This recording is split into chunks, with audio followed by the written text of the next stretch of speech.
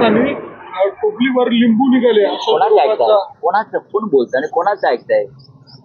झालं किती वेळा त्याच्यावर बोलायचं?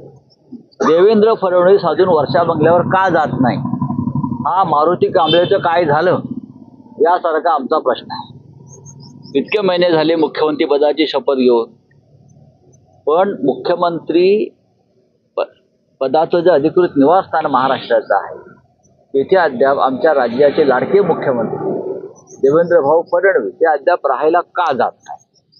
आणि मी असं ऐकलंय, मुख्यमंत्री असं म्हणतात राहायला गेलो तरी तिथे मी झोपायला जाणार नाही. म्हणजे काय प्रकार आहे? अख्ख्या महाराष्ट्राला चिंता लागून जायचं, त्याचं उत्तर या लिंबूवाल्याने द्यावं. हे जे लिंबू सम्राट आहेत शिंदे गटात सगळे लिंबू मिरची, माझ्या असं कानावर आलेलं आहे की बीजेपीच्या अंतस्थ गटामध्ये अशी चर्चा आहे की त्या बाहेरच्या लॉनमध्ये काहीतरी खोदकाम करून कामाख्या देववरून आलेल्या रेड्याची शिंग फोडली आहेत वर्षा बंगल्यावर.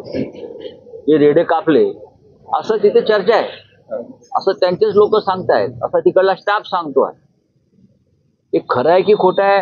आम्ही का अंधश्रद्धेवरती विश्वास ठेवत नाही, आम्ही अंधश्रद्धा निर्मूलन कायदा मानणारे लोक आहोत. पण ह्या चर्चा आहेत की कामाख्या मंदिरात जे काय रेडे कटिंग झालं तिथून काही मंत्रलेली शिंग आणली म्हणजे काय, आणि ती तिकडे पुरली आहेत. हे मुख्यमंत्री पद कोणाकडे टिकू नये दुसऱ्या माणसाला, आम्ही सदैव असं तिकडला जो कर्मचारी वर्ग ते सांगतायत. आता ही चर्चा आहे. पण साहेब